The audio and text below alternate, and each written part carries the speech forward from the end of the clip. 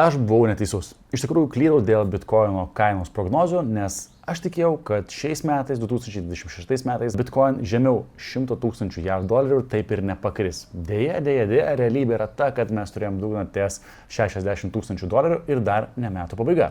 Tad šiandien noriu apžvelgti 3 labiausiai internete išplitusius Bitcoino kainos spėjimo modelius, noriu palyginti juos vieną su kitu ir šiandien peržvelgsim detaliai, kokie yra tie 3 modeliai, kaip jie koreliuoja ar nekoreliuoja ir kaip šitiems analitikams pavyko ar nepavyko atspėti rinkos. Tad jeigu esi pasiruošęs lysti šiek tiek į analizės, manau, kad važiuoja.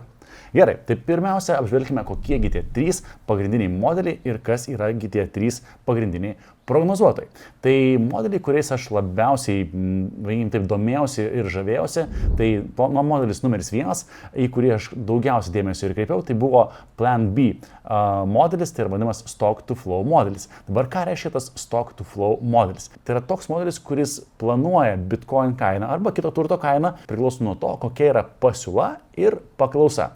Tai kaip žinome, Bitcoino pasiūla kiekvienais metais mažėja, kitaip tariant, dėl halving proceso Bitcoino kiekis, kurį gauna mineriai už jo kasimą kiekvienais, tai yra kas 4 metus, kiekvieną ciklą sumažėja per pusę. Tai pradžiai, sakykime, startavo su 50 bitkoinų už vieną sėkmingai bloko suformavimą, vėliau 25, po to 12,5, 6,25 ir taip toliau mažėja kiekvieną kartą per halvingą per pusę ir dar kartą per pusę. Ir taip tęsis iki kol liks kruopelytė bitkoino. Tai pagal Plan B modelį mes turėjom vienokias predikcijas, to nukeliausime pas jį.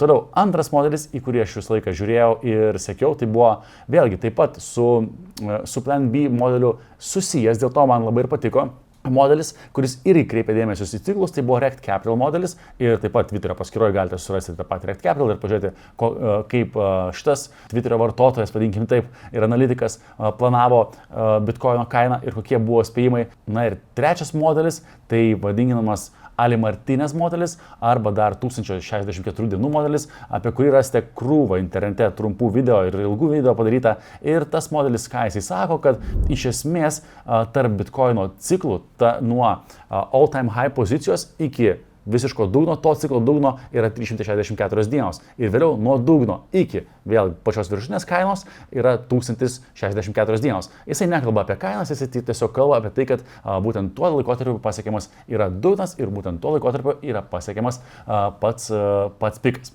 Tai gerai, dabar nueikime kiekvieną iš šitų modelių ir palyginkime. Tam, kad palyginimas būtų aiškesnis ir paprastesnis, aš padariau štai tokią lentelę, kurioje sudėjau visus 3 modelius vieną ant kito ir mes dabar galime tiksliai matyti, kasgi buvo teisus, o kas visgi prašovė. Gerai, tai pradžiai pasižiūrėkime, kaip Bitcoino kaina judėjo būtent per pastarąjį laiką. Tai savame suprantama, kad Bitcoinas buvo labai volatilus turtas, jisai augo ir krito žemyn, kiekvieną ciklą tikrai turėjo aukštą volatilumą. Gerai, tai dabar jeigu uždėsime ant šito viso realaus kainos grafiko, uždėsime Stock to Flow modelio zonas, tai kaip matom, didžiąją dalim Stock to Flow modelis buvo, arti tiesos. Tai reiškia, kad žalia šita zona reiškia, kur Bitcoino kaina turėjo būti pagal Stock to Flow modelį, pagal Plan B Stock to Flow modelį. Kaip matome, štai čia kaina lenkia, sekančiam cikle kaina iš esmės labai tiksliai atitiko Stock to Flow modelį. Dar sekantis ciklas, tai yra šitos punktyrinės linijos žymi kiekvieną ciklą, tai reiškia kiekvieną halvingą. Vėlgi, kaina kaip matome, labai pataiko į Stock to Flow modelį. Dėl to, kas vyksta, mes pradedam tikėti, kad pataikė vieną, antrą, netgi, sakykime, trečią kartą, šiek tiek žemiau netgi pakritos kaina, bet iš esmės šioks toks pataikymas su viršūne, mes pradedam tikėti, kad šitas modelis veikia ir jisai gali nuspėti kainą. Dabar realybė yra ta, kad jeigu mes įsijungsime Stock to Flow modelio sekantį spėjimą, tai šiuo metu pagal šitą halvingo ciklą kaina kažkur turėtų svyruoti tarp 250 000 dolerių už vieną bitkoiną ir 1 milijono. Štai tokia kaina turėtų būti dabar. Gerai, tai kaip matome, taip tikrai nėra. Gerai, įsijunkime dabar Ali Martinez ir Rekt Capital modelius. Gerai, Stock to Flow zonas galim išjungti. Ali Martinez modelis iki šiol veikia iš tikrųjų pakankamai tiksliai. Tai reiškia, kad tie tarpai tarp all-time high pozicijos, paimkim 2017 metus, tarp all-time high pozicijos ir to ciklo žemiausio taško iš tikrųjų atitinka 364 dienos, vėliau 1064 dienos iki sekančio all-time high, tai yra aukščiausios kainos. Vėl kritimas, vėl apytiksliai modelis veikia ir kritimą turime panašų. Ir vėlgi kilimas, vėlgi tos pačios 1064 dienos, turime iš esmės savaitės tikslumu atspėtas sumas, kas turėtų darytis. Tai jeigu pasižiūrėsime pagal Ali Martinez modelį, tai reiškia sekantis dugnas turėtų būti šių metų spalio 5 dieną, jeigu taip tiksliai šnekant. Ir kaina turėtų būti apie $37 000. Vėlgi, tai yra tik spėjimas. Dabar Rekt Capital spėjimas yra kiek kitoks, kad vėlgi kaina 27 metų kovo mėnesį turėtų pasiekti $38 000, tai yra turėtų būti šio ciklo dugnas. Tai yra skirtumas tarp vieno ir tarp kito analitiko, tarp vieno ir kito modelio yra netgi 6 mėnesių laiko skirtumas. Taip pat galima susidėti dabar šitam grafike, kurį beje galite rasti puslapyje butkevič.eu/bitcoin prognozės, galite užeiti šitą visą lentelę, palieku jums pasinagrinėti patiems. Tai galima taip pat įsijungti ir pataikymus. Štai čia atsiranda pati įdomioji dalis, kiek ir kas pataikė būtent į šitas zonas. Tai vėlgi matom, beveik pataikyta, suapvalinta, pataikyta. Tai reiškia, kad iš esmės, ką mes pastebime tarp analitikų pataikymo arba nepataikymo.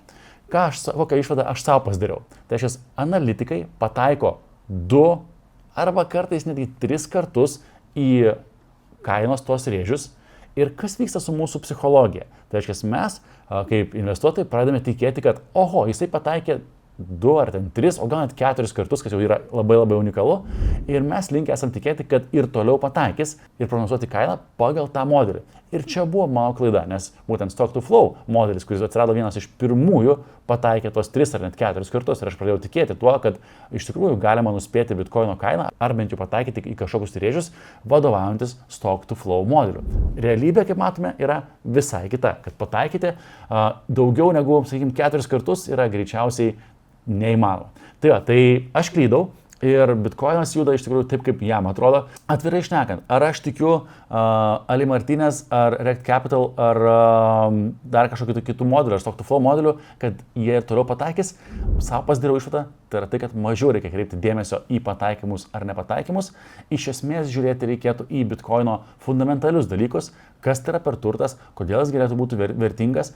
Ir tiesiog mano rekomendacija yra pasianalizuoti patiems, kaip veikia bitcoin, kas tai yra per turtas, kokias jisai daro galimybės ir kokius jisai turi savaime suprantama ribojimus. Šitie grafikai, suprasite, kad tai yra tik tais jau istorijos apžvelgimas ir tikrai nėra investicinis patarimas. Jau tikriausiai patys matote, kad iš esmės pataikyti ir atspėti kainą yra arti neįmanoma. Tai remtis kažkokiu tai modeliu ir pagal tai planuoti savo investavimo strategiją, mano galva, yra tikrai didelė klaida. Ir vėlgi, ta klaida, kurią padariau aš. Tad išvada peršasi labai paprasta, kad investuoti į bitkoiną yra nenuspėjamas ir labai volatilus reikalas. Na, o jeigu nori kažkokio tai turto savo portfelyje, kuris turi stabilią grąžą ir turi prognozuojamą grąžą, tai aš labai rekomenduoju pasidomėti platformą Indemo. Kaip veikia Indemo? Indemo tai yra platforma, per kurią galima investuoti į nemokės paskolas Ispanijoje. Dabar kaip visa tai veikia? Ispanai labai mėgsta negrąžinti laikų paskolų ir tokiu atveju nekilnojamas turtas, kuris yra įkeistas su paskola, atitenka bankui. Bankas administruoti tų paskolų nenori, todėl tas paskolas parduoda tokiom platformom kaip Indemo. Indemo visų pinigų tam, kad nupirkti krūvą paskolų irgi neturi, tad šiuos pinigus skolinasi iš investuotojų tokių kaip aš ir kaip tu. Tai reiškia, kad platformoje Indemo, jeigu tu nueisi ir pasižiūrėsi, štai visą laiką rasi sąrašą paskolų, čia yra realus prisijungimas prie mano paskolos, į kurias galima investuoti. Tai reiškia, kad platforma Indemo surenka paskolas, kurios yra neišmokėtas, jas pateikia savo platformoje, tu kaip ir investuotojas gali peržiūrėti, kokios tai yra paskolos ir koks tai yra nekilnojamas turtas būtent už šios paskolos ir nuspręsti investuoti ar ne. Mano pastebėjimas, kad geriausia strategija yra plačiai diversifikuoti savo investuojamus pinigus ir taip išloši bene geriausią rizikos ir grąžos vidurkį. Dabar ta grąža, kurią deklaruoja platforma, yra 15,1%, nors reali grąža, kaip matome, jų pirmame puslapyje yra netgi 21,7%, kas yra iš tikrųjų labai daug, ypatingai įvertinant tai, kad mes turime galutiniam taške įkeistą nekilnojamą turtą. Tai dabar kaip platforma Indemo generuoja pačius pinigus. Tai Indemo, ką daro? Iš esmės tai yra paskolos administratorius, kuris parduoda nekilnojamą turtą, suadministruoja tą paskolą, tokiu atveju sugrįžta pinigai už turto pardavimą, juos grąžina investuotojai ir savaime suprantama yra uždirbamas pelnas. Tai pelno dalis savaime suprantama tenka dalis Indemo platformai ir didžioji dalis atitenka investuotojai. Tai kai jūs perkate, vadinkim, notą, tą paskolą per platformą Indemo, jūs perkate įkeistą nekilnojamą turtą, laukite, kol jisai bus administruotas, tas terminas svyruoja, sakyčiau, nuo 15 kartais iki 30 kelių mėnesių, tad pinigai įsišaldo. Teisingai supraskite, norite mažesnio volatilumo, turite didesnį pinigų įšaldymą. Bitcoinas labai likvidus, galite bet kada nupirkti ir bet kada parduoti. Indemo likvidumo turi labai mažai, turite sulaukti, kol paskola bus administruota ir parduota ir tik tada pinigai bus sugrąžinti jums ir savaime suprantama išmokėtas pelnas jums. Bet turime kur kas didesnį pajamingumą ir pelningumą negu, sakykime, klasikiniai ETF-ai ar klasikiniai finansiniai instrumentai. Ir pajamingumas, kaip ir minėjau, 21,7% tai, kas yra vidurkis ir tai, ką deklaruoja paskolose, 15,1%. Tikrai labai solidi ir gera grąža. Tai ačiū platformai Indemo už tai, kad remia šitos video. Ir jeigu dar nebandė platformos Indemo, labai rekomenduoju išbandyti, pasinaudokite mano nuorodą žemiau ir gausite papildomą cash bonusą, jeigu investuosite didesnę sumą. Visas sąlygas rasite nukeliavę į nuorodą žemiau. Tad šiandien rezumuojant, su Bitcoinu nuspėti kainos svyravimus yra iš esmės neįmanoma. Taip, Bitcoinas yra linkęs turėti kainos ciklus ir taip, Bitcoinas yra linkęs ilguoju laikotarpiu augti. Ar aš pasiliksiu Bitcoiną savo portfelį? Tikrai taip, aš jį pasiliksiu ir laikysiu dar bent jau 5 ar net 10 metų.